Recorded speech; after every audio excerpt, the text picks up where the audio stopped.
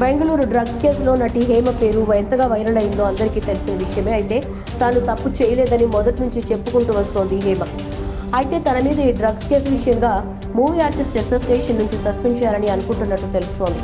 ఈ నేపథ్యంలో తాను ఒక వినతి పత్రాన్ని మంచు విష్ణుకి అందించింది. తనకు మూవీ ఆర్టిస్ట్ అసోసియేషన్ అంటే తల్లి లాంటిది అన్నారు. తన మీద కేసు మాత్రమే ఫైల్ అయింది, కానీ ఇంకా ఎలాంటి నేర నిరూపణ కాలేదు. ఇన్నేళ్లుగా తనకి మూవీ ఆర్టిస్ట్ అసోసియేషన్ ఎంతో సపోర్ట్ చేస్తూ వచ్చింది.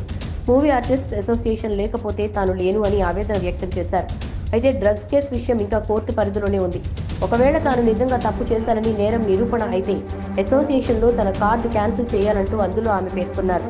అప్పటి వరకు తాను మూవీ ఆర్టిస్ట్ అసోసియేషన్లో మెంబర్గానే ఉంటాను, సర్వీస్ చేస్తూనే ఉంటాను, మూవీస్లో ఇంకా కామెడీ రోల్స్ చేస్తూ అలరిస్తూనే ఉంటానని పేర్కొంది హేమ. మూవీ ఆర్టిస్ట్ అసోసియేషన్ తనకు సపోర్ట్ చేస్తుందనే నమ్మకంతో ఈ వినతి పత్రాన్ని ఈరోజు ఇచ్చానని చెప్పింది. తాను తప్పు చేసిందా లేదా అన్న విషయం ఇంకా ట్రయల్స్ లోనే ఉంది.